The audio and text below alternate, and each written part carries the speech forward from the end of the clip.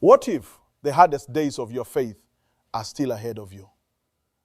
What if the pressure you feel now is only preparation for what is coming? What if the only people who will stand firm in the final crisis are those who have learned how to pray?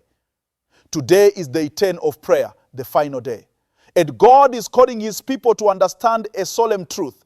The last days will not be survived by talent, intelligence, position, or strength, but by prayer.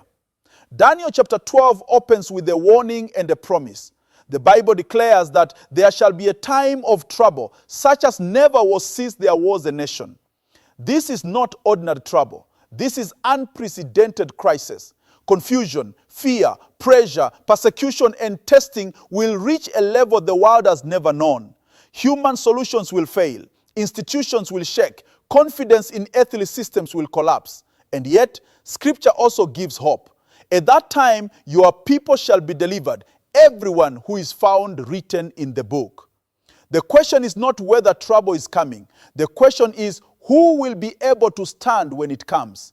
Daniel himself understood this. Long before chapter 12, Daniel built a life of prayer.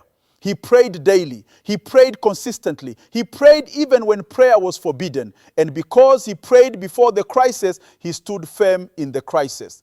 The last generation will need the same kind of prayer life. Daniel 12 also says, many shall be purified, made white and refined. Refining does not happen in comfort. It happens in fire. Prayer will not remove all pressure in the last days, but prayer will refine God's people to endure it. Those who have learned to pray in peace will know how to pray in persecution. Those who pray now will not collapse later. The Bible continues, the wise shall understand. In the last days, wisdom will not come merely from education or information. True understanding will come from a close walk with God. Prayer sharpens spiritual discernment. Prayer prepares the mind to recognize truth in a time of deception. Without prayer, even sincere believers can be confused. With prayer, God gives clarity. Daniel 12 ends with a promise. You shall rest and will arise to your inheritance at the end of the days. God is faithful. The end is not destruction for his people, it is deliverance. But the road to that deliverance is narrow, difficult, and demands a deep spiritual life. Prayer is not optional in the last days. Prayer is survival. Brothers and sisters, this is day 10 of prayer. This is not the time to pray less.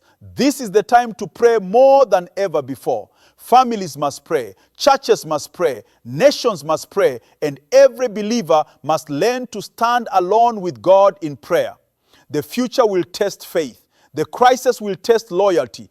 Only those who are anchored in prayer will remain unshaken. Let us not wait for the storm to learn how to pray. Let us not wait for persecution to learn how to trust God. Let us build now what we will need then. Because the days ahead are serious, but God is faithful.